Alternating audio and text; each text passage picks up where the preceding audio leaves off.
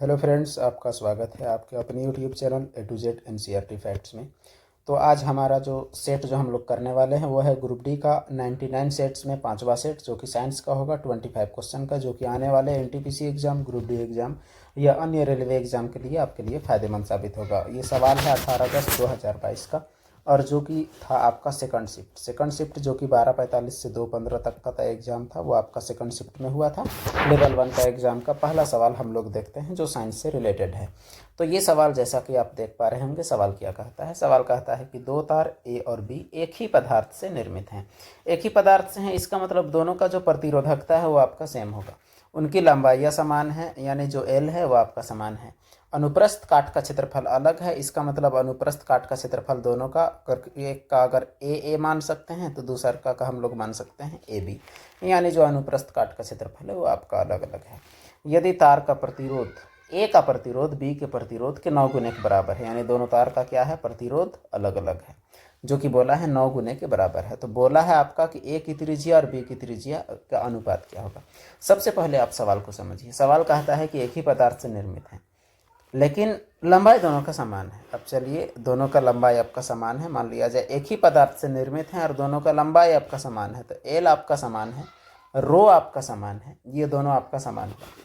और जो दूसरा पदार्थ है उसका एरिया लेकिन अलग है। लंबाई भले ही सेम हो लेकिन एरिया अलग है। देख पा रहे होंगे कि ये जो हमने दोबारा जो बनाया है वो आपका कुछ मोटा नज़र आ रहा होगा। इसका मतलब ये हुआ कि इसका एल तो पहले वाला एल जैसा भी है, रो है, लेकिन इसका प्रतिरोध आपका अलग है। ये है तो इसका प्रतिरोध आर ए हो जाएगा, इसका प्रतिरोध आर बी हो जाएगा। अनुप्रस्थ काट का क्षेत्रफल ये जो है ये भी आपका अलग अलग है। अब देखिए, ये जो काट का क्षेत्रफल है इसे हम लोग ए से डिनोट करते हैं, दोनों के लिए ए, लेकिन एक आपका हो जाएगा ए जो कि ए का है, एक हो जाएगा आपका ए बी। अब देखिए, जब इसका ये क्षेत्रफल है इसी से हम लोग निकालेंगे इसका त्रिज्या, क्योंकि ये जो है एक मूल रूप से एक वृत्त है और ये वृत्त जो है इसका एक त्रिज्या होता है, तो इसी का त्रिज्या और फिर इसका त्रिज्या, यही दोनों का अनुपात आपको निकालना है। तो ये तो आप सवाल समझे, लेकिन सवाल को अब आपको फेस करना है, अब आपको बनाना है। तो देखिए, दोनों का प्रतिरोधकता आपका सेम है, लेकिन दोनों का प्रतिरोध आपका अलग है। सूत्र आप क्या इस्तेमाल करेंगे, जो सूत्र होता है आर बराबर रोवेल बाई ए, और ए का जगह में जो आप यूज करेंगे वो होगा ए बराबर पाई आर स्क्वायर, क्योंकि ए जो है ये वृत्त है, वृत्त का क्षेत्रफल पाई आर स्क्वायर होता है। और जो दो आप लेंगे, दोनों में एक का नोटेशन आप ए लेंगे, दूसरा का बी लेंगे। तो चलिए सवाल को हम लोग बारीकी से हैंडल करते हैं।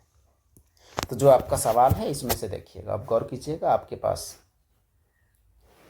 ये है एक, और आराम से इसे एक खाका हम लोग बना लिए। उसके बाद हम लोग ये भी हम लोग करेंगे तो आराम पड़ेगा आपको। उसके बाद आप देखिए, ये रहा दूसरा भी हम लोग बनाते हैं ताकि आपको आराम से समझ में आए, कोई तरह का कोई दिक्कत नहीं होना चाहिए, क्योंकि इसका त्रिज्या आपका अलग है। तो चलिए इसे हम लोग अलग ही बनाते हैं, कोई दिक्कत वाली कोई बात नहीं है। देखिए, इसका हम लोग नाम मान लिए, इसका नाम है ए और इसका नाम है बी। तो इस प्रकार से देखा जाए तो इसका जो लंबाई है, पहले वाले का लंबाई ये हुआ आपका एल और दूसरे वाले का लंबाई भी एल। और प्रतिरोध का बात है तो प्रतिरोध दोनों का अलग अलग है। देखिए, दोनों का आपका रो तो एक ही होगा, इसका भी अगर है रो तो इसका भी है आपका रो। अब इसका है आपका क्षेत्रफल ए तो इसका क्षेत्रफल मान लीजिए आप ए बी, इतना हो गया। अब देखिए, दोनों का रो आपका बराबर है, तो रो बराबर क्या होता है, तो रो का फॉर्मूला होता है आर ए बाई, रो का formula R A by L होता है। और अगर आर का फॉर्मूला के टर्म में लिखें, अगर हम लोग आर के टर्म में लिखेंगे इस रो को, तो क्या होगा वो भी देख लें। आर का फॉर्मूला होता है आर बराबर रोवेल बाई ए। इसी सूत्र का हम लोगों को इस्तेमाल करना है इसमें, आर बराबर रोवेल बाई ए। अब एक बात आप गौर कीजिए कि यहाँ जो तार ए का प्रतिरोध है क्या लिखता है, आर ए बराबर, यानी तार ए का प्रतिरोध बी का प्रतिरोध का 9 गुने का बराबर है। जो बी का प्रतिरोध होगा उसका 9 गुने के बराबर है, यानी 9 गुनी आर बी, ये होगा। अब आर के जगह हमें रोवेल बाई ए आप लिख दीजिए, रोवेल बाई ए, ये ए वाले के लिए। तो ए वाले के लिए चलिए, ए आपका केवल अलग होगा, बाकी तो आपका लंबाई सेम है। और उसके बाद 9 को आप 9 रहने दीजिए, आरबी की जगह में फिर आप लिखिए रोएल बाई ए, आरबी की जगह में तो रोएल बाई ए। लेकिन यहाँ जो आपका ए है ये आपका बी वाला है, तो इसको ए भी हम लोग मान लिए। अब देखिए, आपका जो कटने वाला पार्ट है ये दोनों आपका कट गया है। अब आप गौर कीजिए, अब आप निकाल सकते हैं आराम से, कोई दिक्कत नहीं है। ये वाला जो ए बी है इसे हम लोग ऊपर ले आएंगे ए बी, और नीचे आपका हो गया कितना, तो ए, और उसके बाद ये रहा 9, नीचे रहा आपका 1। अब फिर इसी से हम लोग आगे बढ़ते हैं, इसी के ठीक आगे। तो देखिए ये ए जो है ये क्षेत्रफल है, यानी पाई आर बी है, इसको तो हम लोग बी आर बी स्क्वायर कर लेते हैं, पाई आर ए स्क्वायर, क्योंकि वृत्त का क्षेत्रफल है 9/1, पाई पाई आपका चला गया। अब फिर देखिए इसी को हम लोग इधर आगे बढ़ाते हैं, जो आपका आर बी बटे आर ए जो होगा ये हो जाएगा 9/1 का रूट, यानी हो गया आपका 3/1। अब यहाँ देखिए सवाल क्या पूछा है, ए की त्रिज्या और बी की त्रिज्या का अनुपात। इसका मतलब ये तो निकला 3:1, लेकिन यहाँ आप गौर कीजिएगा तो यहाँ आपका पता चलेगा हमको ए और बी निकालना है, तो ए बटे बी आप निकालिएगा तो ये 3:1 आपका क्या हो जाएगा, तो 1:3, और यही है आपका आंसर। तो सवाल अगर आपको समझना है तो इतना समय आपका इस सवाल में लगा, इसमें से आपको ध्यान नहीं देना समय को, लेकिन आपको समझना है सवाल को। अगर आपको कोई तरह का कोई दिक्कत हुआ हो तो इसे आप रिवाइंड करके एक बार और देख लें। इसका जवाब आपका क्या है, तो इसका जवाब आपके सामने है, ये रहा आपका 1:3, यानी 5वां जो क्वेश्चन है उसका आंसर आपका ये रहा। तो चलिए अगला सवाल की ओर हम लोग आगे बढ़ते हैं। सवाल आपका ये मानव उत्सर्जन तंत्र से ये प्रश्न है। सवाल क्या कहता है वो पहले देखें। सवाल कह रहा है मानव उत्सर्जन तंत्र का चित्र नीचे दिया गया है। यहाँ आपके 2 वृक्क भी दिख रहे होंगे, उस विकल्प का चयन कीजिए जो ए और बी के द्वारा नामांकित किया गया है। तो ए और बी का नामांकित आपको बताना है कि ए क्या है और बी क्या है, वो आपको बताना है। तो देखिए यहाँ ऑप्शन में आपका क्या क्या है वो पहले देख लें, ऑप्शन का आधार पर आप डिसाइड कर लें, कोई बहुत बड़ी बात नहीं है। आपके पास 4 ऑप्शन हैं, ए बी सी और डी।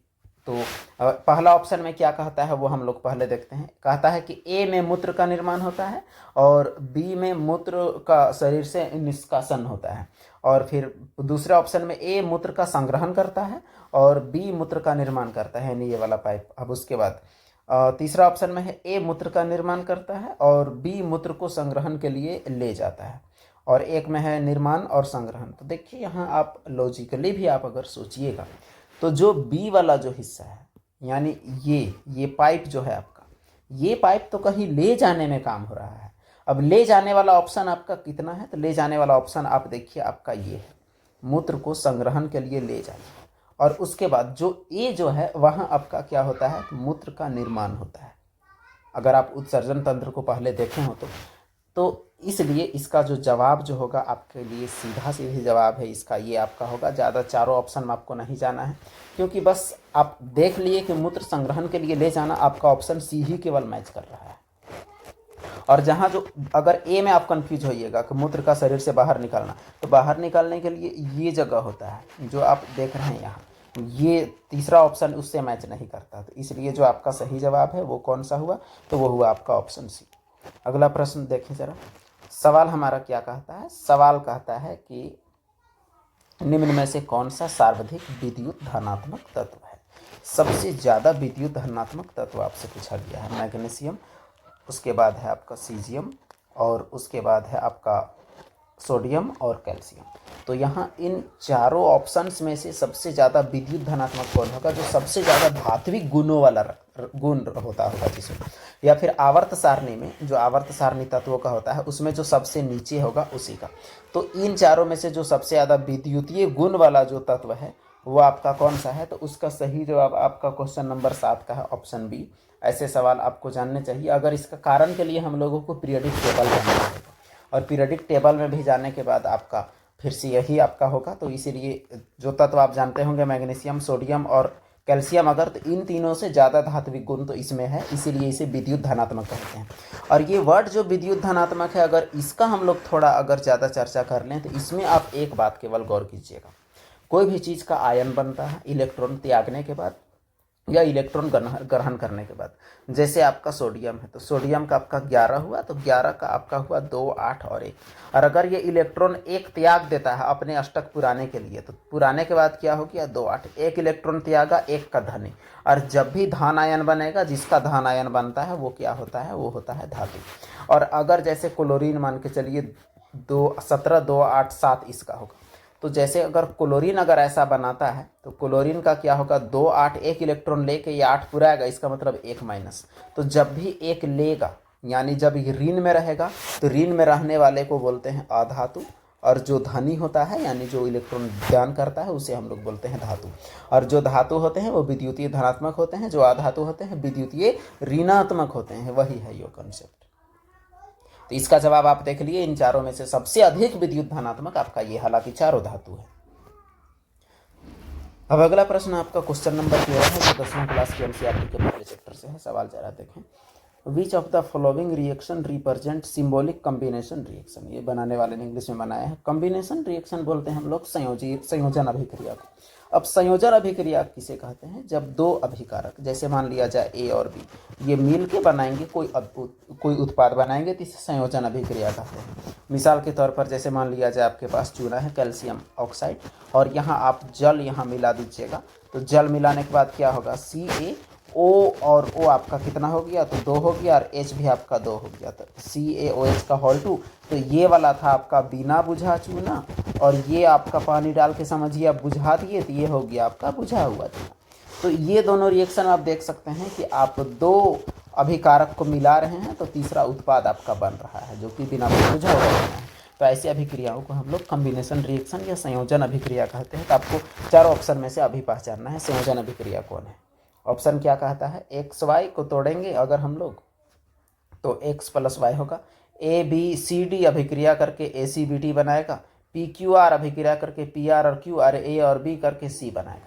तो इन चारों ऑप्शंस को हम लोग देखें तो सबसे ज़्यादा बेहतर हम लोग सीख पाएंगे, इसमें लर्निंग भी आपको अच्छा मिलेगा। तो देखिए यहाँ इन चारों में अगर आप गौर करेंगे तो आपको केवल संयोजन यानी दो चीज़ के जुड़ने से जो तीसरा चीज़ बन रहा है वो आपका केवल किस में बन रहा है, तो वो आपने देखा कि A + B, तीर का निशान, उसके बाद C, इसी में आपका बन रहा है। तो ये हुआ आपका संयोजन अभिक्रिया। अब जरा गौर कीजिए कि ये जो शुरू वाला जो हम लोग देखे सबसे फर्स्ट, ये क्या है, तो हम लोगों को शुरू वाला को हम लोगों को पकड़ना है कि शुरू वाला क्या है, उसको देखते हैं। तो देखिए इसमें क्या कह रहा है कि XY टूट के X और Y बन रहा है, तो ऐसी अभिक्रिया को हम लोग बोलते हैं वियोजन अभिक्रिया। वियोजन अंग्रेजी में बोलेंगे डीकम्पोजिशन रिएक्शन। और वियोजन अभिक्रिया के अगर उदाहरण की बात करें तो इसमें से बहुत सारा उदाहरण आपको मिल जाएगा। जैसे मान के चलिए AgCl है, सनलाइट में टूट जाता है, Ag और Cl2, इसको संतुलित कर लीजिए जैसे आप करना है यहाँ 2 डाल के। तो ये रहा आपका कौन सा, वियोजन अभिक्रिया। अब जो तीसरा अभिक्रिया है दूसरा नंबर में, उसे हम लोग देखें। ये अभिक्रिया ABCD ACBD, यहाँ का क्या हो रहा है इसको गौर कीजिएगा। यहाँ है AB और उसके बाद क्या है CD। अब एक बात आप देखिए, यहाँ क्या हो रहा है, A C के साथ यौगिक बना रहा है और BD के साथ, यानी आयनों का आदान प्रदान हो रहा है ACBD। तो ऐसे अभिक्रिया को बोलते हैं द्विविस्थापन अभिक्रिया। तो द्विविस्थापन अभिक्रिया यानी एक आयन दूसरे आयन के जगह में आपका जा रहा है, वैसी अभिक्रिया को द्विविस्थापन, यानी ये हुआ आपका कौन सा, तो द्विविस्थापन। अब जो ये वाला जो ऑप्शन है इसमें आप गौर कीजिए, यहाँ क्या हो रहा है, ये जो R है ये P को हटा रहा है या Q को हटा रहा है, आप गौर कीजिएगा। यहाँ जो ये जो R है ये एक क्या जगह में आ रहा है, जैसे यहाँ PQ है और यहाँ PR है, तो ये Q के स्थान पर R आया और Q को हटा दिया गया है और R इसके जगह में आ गया है। तो एक का स्थान से हटा के जब एक आ जाता है तो उसको बोलते हैं हम लोग विस्थापन अभिक्रिया, यानी यहाँ विस्थापन हो रहा है, एक दूसरे को खिसकाया जा रहा है। तो यहाँ देखिए एक ही सवाल में आप चारों चीज़ आपको सीखने को मिल सकेगा। उदाहरण आपको बहुत सारे उदाहरण इसके मिल जाएंगे, हम लोग कभी डिटेल में करेंगे। अगर आपको नीड हो तो आप कमेंट बॉक्स में ज़रूर बताएंगे। अगला प्रश्न क्वेश्चन नंबर 14। सवाल आपका क्या कहता है, ये सवाल क्लास 9 के एनसीईआरटी से है। is represented dash is represented by root apex constantly dividing cell, यानी जो पौधे का ऊपरी हिस्सा होता है, बाहरी ऊपरी हिस्सा जहाँ से वो बढ़ रहा होता है, वहाँ जो डिवाइडिंग सेल जो होता है उसको कौन चीज़ रिप्रेजेंट करता है, germination, maturation, increase hormone level या मेरिस्टेमेटिक ग्रोथ। तो देखिए यहाँ तो अलग अलग प्रकार के ऑप्शन आपके दिए हुए हैं। तो यहाँ जो ऑप्शन आपका लॉजिकल है, जो ऑप्शन आपका हो सकता है उसी से हम लोग समझाएंगे हिंदी मीडियम की वजह से।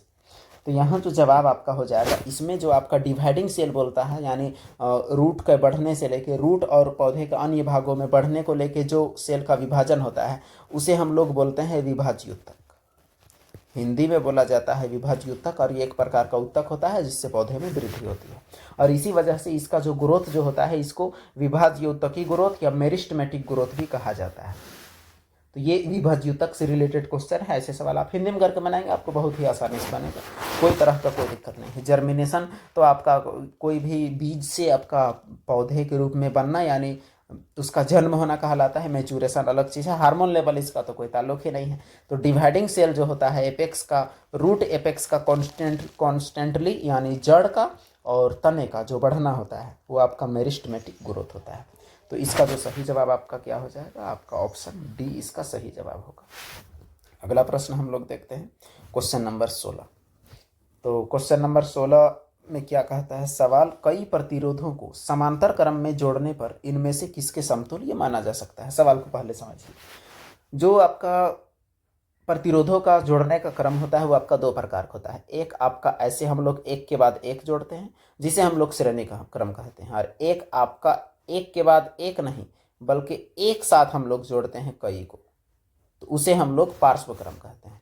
तो एक हुआ आपका श्रेणी क्रम और एक हुआ आपका कौन सा, तो पार्श्व क्रम। श्रेणी क्रम में क्या होता है कि ये R1 ये R2 ये R3 सीधे जुड़ जाते हैं, R1 R2 और R3, तो प्रतिरोध आपका बढ़ जाता है। और इसमें क्या होता है 1/R बराबर 1/R1 plus 1/R2 plus 1/R3, इसमें प्रतिरोध घट जाता है। तो समांतर क्रम में प्रतिरोध कम होता है। अब आपको यहाँ पहचानना है कि इन चारों में प्रतिरोध कब कम हो रहा है, ये आपको पहचानना है खास तौर से। तो सवाल आपने समझा कि यहाँ आपको क्या पहचानना है कि इन चारों में से प्रतिरोध कब कम हो रहा है, क्योंकि समांतर में प्रतिरोध क्या होता है, कम होता है। अब देखें यहाँ क्या क्या ऑप्शन दिया है। चालक की अनुप्रस्थ काट के क्षेत्रफल में वृद्धि करना, चालक के अनुप्रस्थ काट के क्षेत्रफल में कमी करना, चालक की लंबाई में वृद्धि करना, चालक के प्रतिरोध में वृद्धि करना। तो देखते हैं इसका क्या हो सकता है। देखिए आपका जो सूत्र होता है आपका प्रतिरोध के लिए, तो R बराबर आपका होता है ρl/a। इसका मतलब ये हुआ कि अगर आप एरिया जो A है उसे आप बढ़ाएंगे तो प्रतिरोध घटेगा, एरिया को घटाएंगे तो प्रतिरोध बढ़ेगा। इसे तो आप बखूबी इतना तो समझ ही सकते हैं। तो इसी से हम लोग एक बार लिख के और आगे हम लोग आराम से बढ़ते हैं। R बराबर ρl/a, यानी अगर हम लोग एरिया को कम करेंगे तो प्रतिरोध बढ़ेगा, और अगर हम लोग एरिया को बढ़ाएंगे तो प्रतिरोध क्या होगा, घटेगा। तो ये एरिया वाली बात हो गई। अब इसी से हम लोग देखते हैं पहला दूसरा ऑप्शन तो है ही, लंबाई तीसरा ऑप्शन देखिए, लंबाई बढ़ने से तो प्रतिरोध बढ़ता है। तो यहाँ समांतर क्रम में प्रतिरोध घटेगा। तो प्रतिरोध कब घटेगा, जब हम लोग एरिया को बढ़ाएंगे तो प्रतिरोध क्या हो रहा है, कम हो रहा है। एरिया को बढ़ाने पर, नीचे वाले को बढ़ाने पर ऊपर वाला प्रतिरोध कम हो रहा है। इसका मतलब ये हुआ कि जो 16वां का जवाब देखिए, चालक के अनुप्रस्थ काट का क्षेत्रफल में वृद्धि करना, आपका सही जवाब आपका ये हुआ। आप अनुप्रस्थ काट का क्षेत्रफल बढ़ाइए, आपका प्रतिरोध कम होगा और वो समांतर क्रम के समतुल्य माना जाएगा, वही होगा इसका सही जवाब। और ये जो ए है इसे आप बखूबी ऊपर भी आपने समझा कि इसका क्या है, ये आपका ये है। इसका मतलब ये हुआ कि अगर आपको प्रतिरोध कम करना है तो तार को मोटा करना पड़ेगा, तार जितना मोटा होगा उतना प्रतिरोध कम होगा। अगला प्रश्न, सवाल हमारा कहता है question number 22, the formation of water from hydrogen and oxygen is an example. यहाँ देखिए combination reaction, oxidation reduction, displacement reaction, decomposition reaction. चलिए इन चारों का पहले हिंदी आपके लिए लिख लें तो आपके लिए आराम पड़ेगा। कॉम्बिनेशन रिएक्शन हम लोग किसको बोलते हैं, तो वो हो जाएगा आपका संयोजन अभिक्रिया। ऑक्सीडेशन रिडक्शन तो ऑक्सीकरण अवकरण है। डिस्प्लेसमेंट आपका है विस्थापन, जो कि आपको ऊपर डिटेल बताया गया था। और डीकम्पोजिशन आपका क्या है, तो वो आपका है विघटन या वियोजन, जिसमें टूटता है। अब देखिए formation of water from hydrogen and oxygen, तो हाइड्रोजन है यहाँ और ऑक्सीजन है, और बन क्या रहा है वाटर यानी H2O। अभिक्रिया को अभी संतुलित ना करते हुए हम लोग देखते हैं कि इसका क्या हो सकता है। देखिए इसमें क्या हो रहा है, दो चीज जुड़ रहा है, ए और बी जुड़ के तीसरा चीज आपका बना रहा है। तो वो तो आपका सीधा हिसाब है कि वो कॉम्बिनेशन रिएक्शन है, यानी संयोजन अभिक्रिया है। यह आपने पहले भी देखा। ऑक्सीडेशन में क्या होता है, ऑक्सीजन जुड़ता है। रिडक्शन में क्या होता है, ऑक्सीजन निकलता है। डिस्प्लेसमेंट एक दूसरे को हटाते हैं। डिकम्पोजिशन वहाँ टूटने का काम होता है, यानी एक यौगिक दो या दो से अधिक यौगिकों में टूट जाता है। तो इसका जवाब आपका ए है। अगला प्रश्न क्वेश्चन नंबर 29, ये सवाल क्या है उसे हम लोग पहले समझें। सवाल कह रहा है 6 फेरों वाली एक धारावाही वृत्ताकार कुंडली के कारण उत्पन्न चुंबकीय क्षेत्र समान धारा प्रवाह वाले एकल वृत्ताकार पाश के कारण चुंबकीय क्षेत्र के बराबर होगा। सवाल को पहले समझिए। यहाँ कहता है कि एक आपका धारा यहाँ बह रहा है I और ये एकल लूप है, इसके कारण कितना चुंबकीय क्षेत्र उत्पन्न होगा, कितना पावर उत्पन्न होगा। और एक है जिसमें आपका कितना है, ऐसा कुंडली में तो आपका 6 लाइन, इसमें 6 लाइन मतलब धारावाही 6 फेरों वाली कुंडली है। इसमें आपका n बराबर है 1, इसमें आपका है n बराबर 6। तो और इसके चारों ओर जो चुंबकीय क्षेत्र होगा वो कितना होगा, कितना गुना होगा, वही आपको बताना है। तो देखिए ऐसा है कि इसमें एक तार है, इसका पावर कम होगा, इसमें 6 तार है तो पावर इसका ज़्यादा होगा। और इसमें सीधा हिसाब है, जितना हम लोग कुंडली का लूप बढ़ाएंगे उतना उसका पावर बढ़ेगा। ज़्यादा घुमा फिरा के कोई बात नहीं है इसमें, और जितना आपका लूप रहेगा उतना गुना आपका होगा, तो 6 गुना होगा, सीधी सी बात है। 6 फेरों वाली कुंडली का एकल फेरों वाली कुंडली से 6 गुना चुंबकीय क्षेत्र होगा। देखिए इसका 6 गुना वाला ऑप्शन कहाँ है, वही आप खोजिए और वही आप टिक लगाइए, वही है इसका सही जवाब।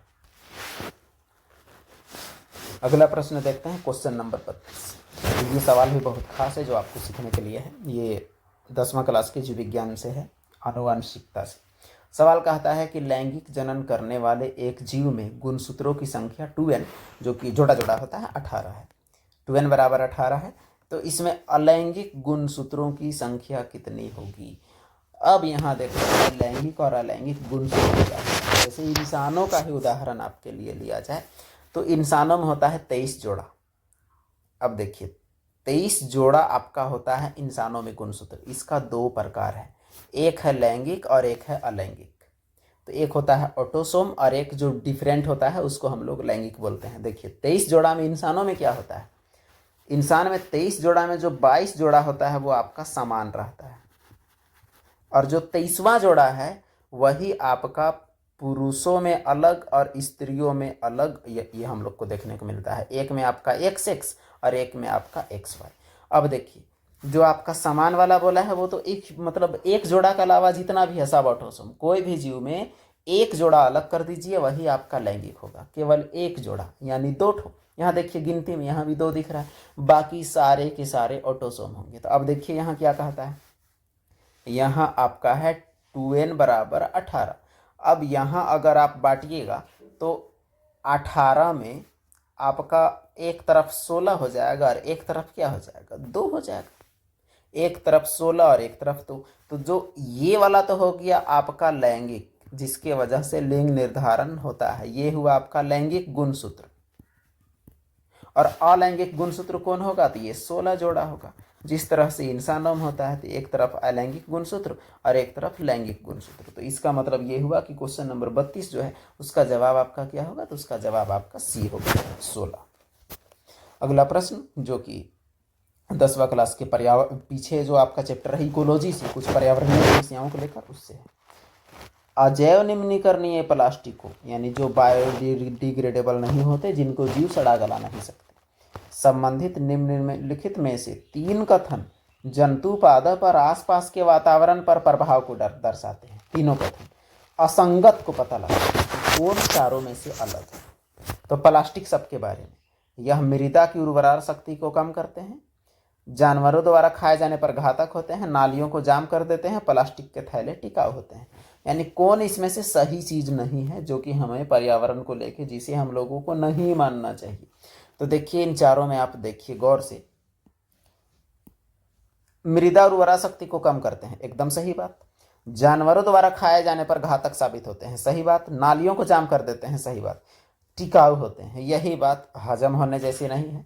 टिकाऊ होने का पर्यावरण को कोई यूज नहीं है। ये टिकाऊ ना होते तब ना अच्छा होता कि प्लास्टिक वातावरण में ना नजर आते, इसीलिए आपका सही जवाब आपका ये हो। अगला प्रश्न देखिए, क्वेश्चन नंबर 10वां क्लास। तो सवाल आपका क्या कहता है कि ए मेटालिक वायर हैविंग रेजिस्टिविटी, एक धातु की तार है जिसका प्रतिरोधकता रो है, उसको 4 भाग में काटते हैं तो उसका रेजिस्टिविटी प्रत्येक भाग का क्या होगा। तो देखिए सवाल को ऐसे, आपका एक तार है, इसको हम लोग 4 भाग में काट दें। ये हुआ पहला भाग, ये हुआ दूसरा भाग, ये हुआ तीसरा भाग, ये हुआ आपका चौथा भाग। 4 बराबर भाग में हम लोग काट दिए। मान के चलिए इसका लंबाई था 4L, तो इसका L, इसका L, इसका L, इसका L।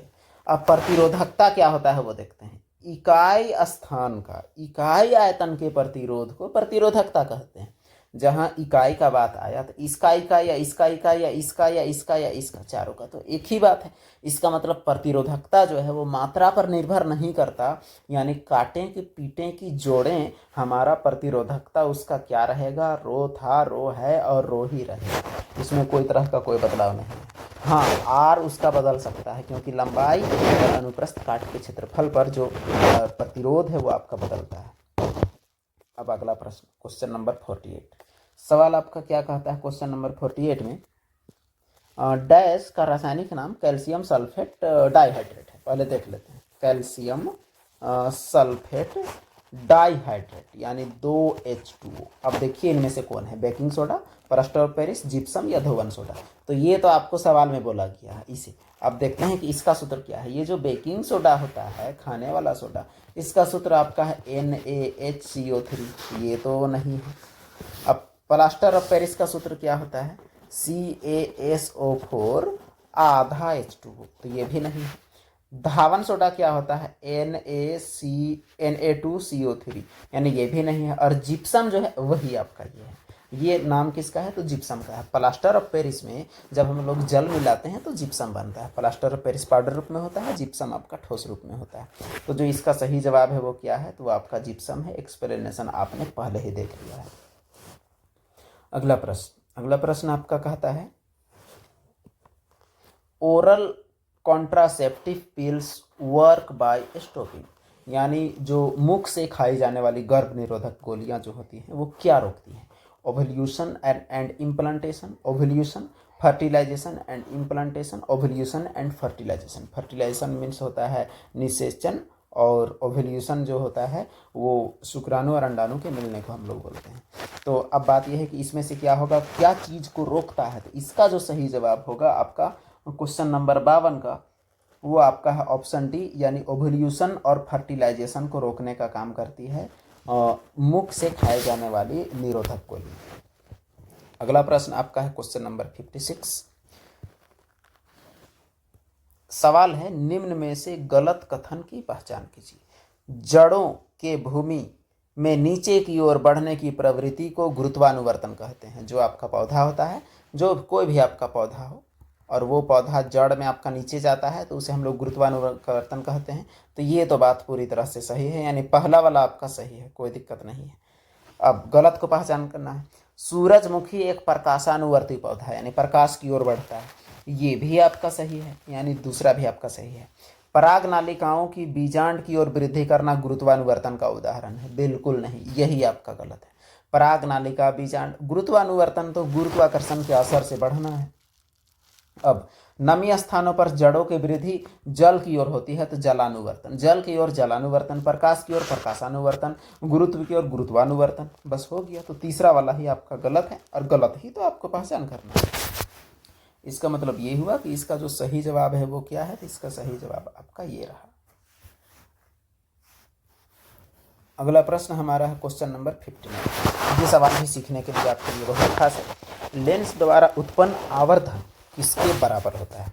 लेंस द्वारा उत्पन्न आवर्धन, आवर्धन जिसे हम लोग मैग्निफिकेशन कहते हैं। आवर्धन इंग्लिश में मैग्निफिकेशन, तो इंग्लिश में इसीलिए आपको जानना है क्योंकि जैसे मैग्नीफाइंग ग्लास या मैग्नीफाई मतलब बड़ा करना। आवर्धन, आवर्धन में 2 वर्ड है आपका, वर्धन, वर्धन मतलब होता है बड़ा करना। देखिए, जब आपका कोई भी लेंस या दर्पण के सामने आप किसी वस्तु को रखते हैं, मान के चलिए वस्तु है आपका इतना बड़ा, अब उस वस्तु का प्रतिबिंब हो सकता है आपका 2 गुना बने और हो सकता है आपका उससे आधा बने। तो यही 2 गुना बन रहा है कि आधा बन रहा है, ये हुआ आपका ऑब्जेक्ट, ये हुआ आपका इमेज। तो इमेज का साइज बटे ऑब्जेक्ट का साइज को ही आवर्धन कहते हैं, जिसे एम से डिनोट करते हैं। यानी कितना गुना बड़ा बन रहा है, कितना गुना छोटा बन रहा है, इसका माप को आवर्धन कहते हैं। ये आवर्धन जो होता है लेंस के लिए अलग और दर्पण के लिए अलग होता है। अगर आप लेंस की बात करें तो लेंस के लिए जो एम जो होता है आपका, ऐसे ऑलराउंडर जो आवर्धन होता है वो आई बटे ओ होता है। आई का मतलब ये हुआ कि प्रतिबिंब का आकार, प्रतिबिंब यानी जो भी आपका फोटो बना उसका आकार, और नीचे आपका क्या हो जाएगा, वस्तु का आकार। लेकिन भी और यू के टर्म में एम बराबर क्या होता है, भी बटे यू होता है, और एक बार होता है आपका माइनस भी बटे यू। लेकिन एक होता है लेंस के लिए और एक होता है आपका दर्पण के लिए। तो लेंस के लिए कौन सा होता है, तो ये रहा आपका लेंस के लिए,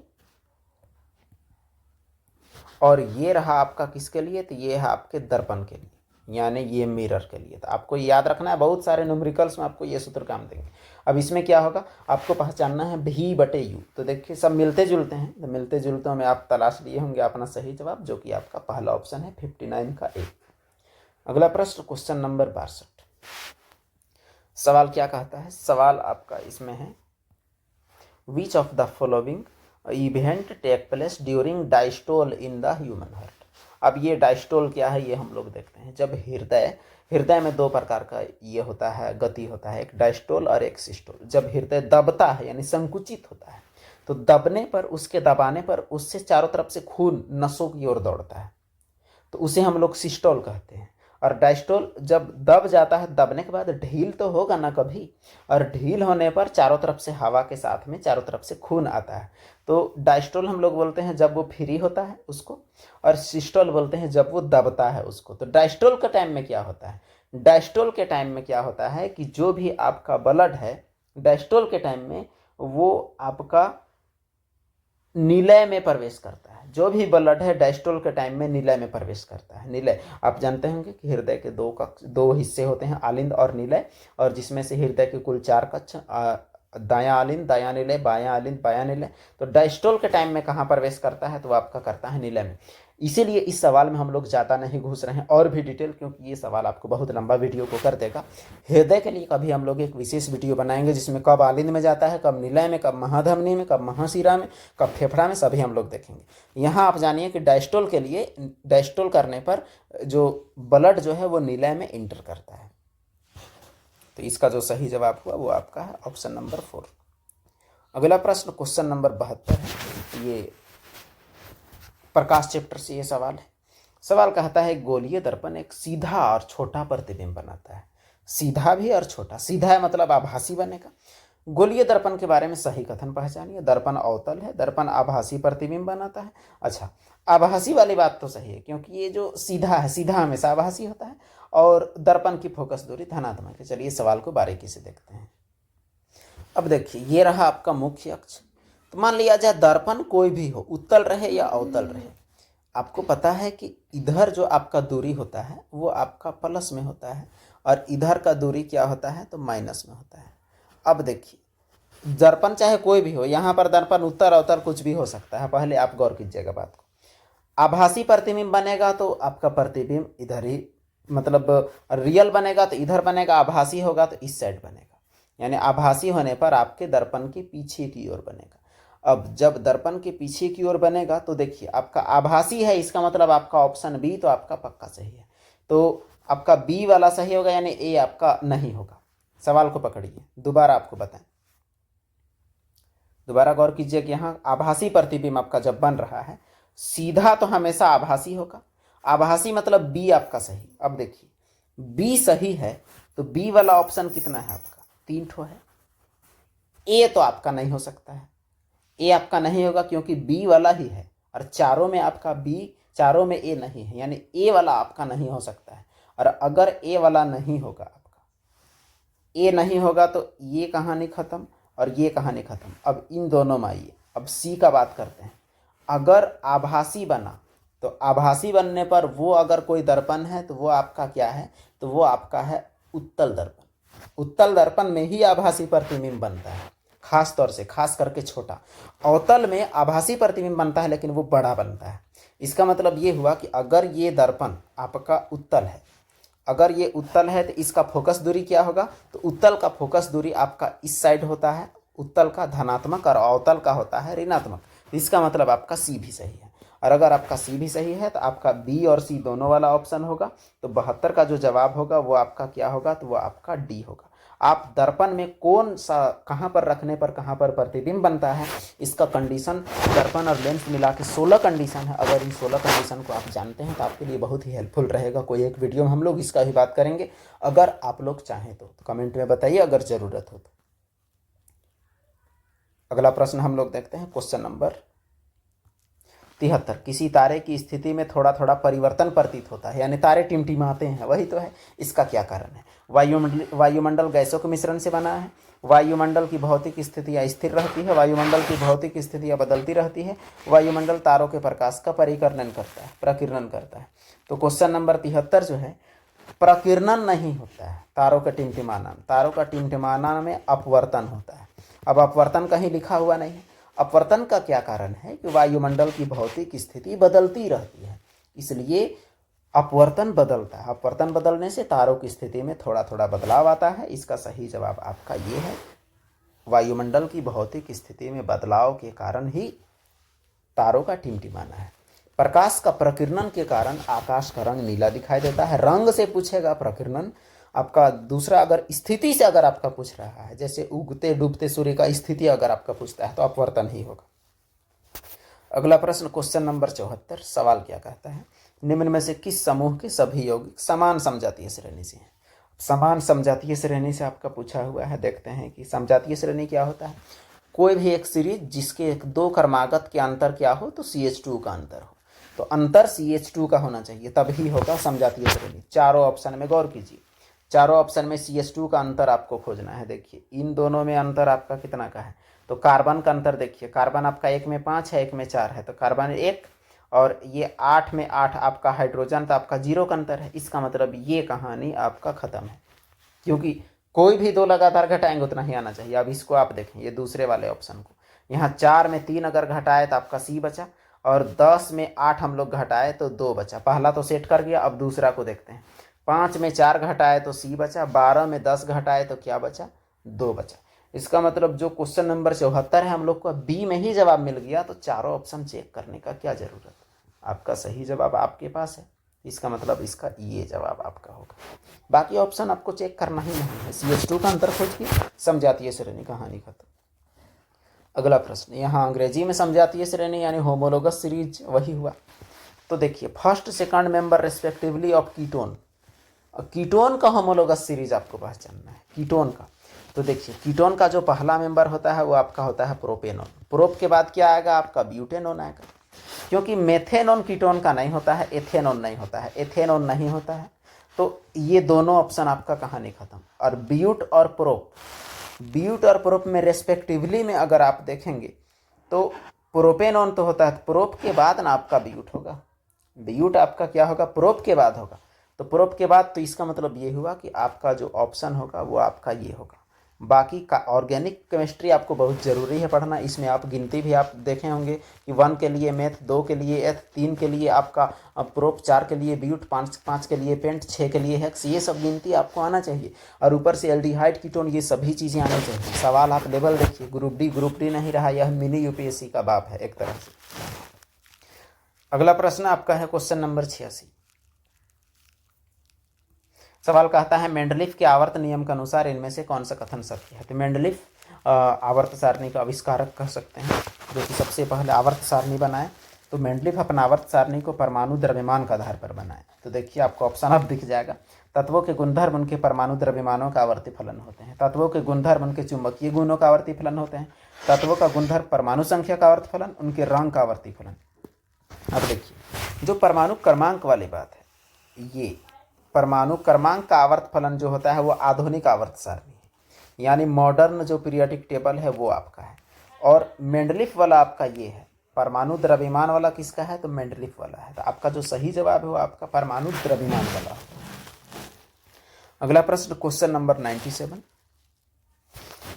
सवाल क्या कहता है, सवाल है एक प्रकाशिक उपकरण या लेंस या दर्पण की फोकस दूरी धनात्मक है, तो वाई क्या है। देख लीजिए ऑप्शन, उत्तल लेंस, अवतल दर्पण, अवतल लेंस, उत्तल दर्पण, उत्तल लेंस, उत्तल दर्पण, अवतल लेंस, अवतल दर्पण। चलिए गौर करते हैं। धनात्मक होना चाहिए। धनात्मक आपका दो ही सूरत में आपका हो सकता है। जब आपका दर्पण क्या हो, तो दर्पण आपका अवतल हो। दर्पण जब अवतल रहता है, पेंट आपका पीछे सेट किया हुआ है, तो जैसे प्रकाश की किरण ऐसे आती है तो आने के बाद कुछ इस तरह से मुड़ती है। प्रकाश की किरण आने के बाद इस प्रकार से मुड़ती है कि वो मिलता हुआ लगता है दर्पण के पीछे साइड, यानी इस साइड, यानी ये धनात्मक होता है। और लेंस में बात करें हम लोग, तो लेंस में अगर बात करें तो लेंस में ऐसा कब होगा, जब धनात्मक होगा वो भी हम लोग।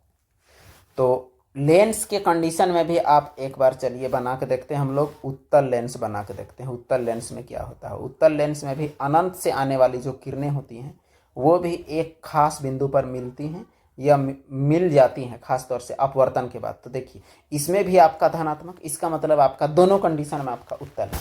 अगर फोकस दूरी धनात्मक है तो या तो उत्तल लेंस है या तो उत्तल दर्पण है, दर्पण का भी लेंस का भी। अगर उत्तल होगा तो उसका क्या होगा, उसका फोकस दूरी आपका धनात्मक होगा। यह बात आपको याद रखना है। सही जवाब ऑप्शन सी। अगला प्रश्न देखते हैं, कास्टिक सोडा का उपयोग किसमें नहीं किया जाता है। तो कास्टिक सोडा का उपयोग किसमें नहीं करते हैं वो हम लोग देख लें। ऑप्शन है कपड़ा उद्योग, डिटर्जेंट उद्योग, कागज और लुगदी उद्योग और अमोनिया निर्माण। कास्टिक सोडा जो होता है वो आपका होता है सोडियम हाइड्रोक्साइड।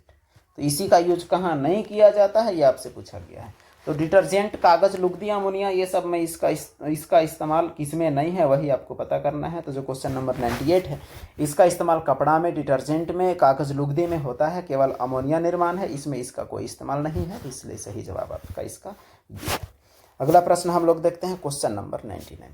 ये विद्युत और चुंबकीय क्षेत्र से सवाल है। जब किसी चुंबक को कुंडली के पास ले जाते हैं तो कुंडली में प्रेरित धारा उत्पन्न करता है।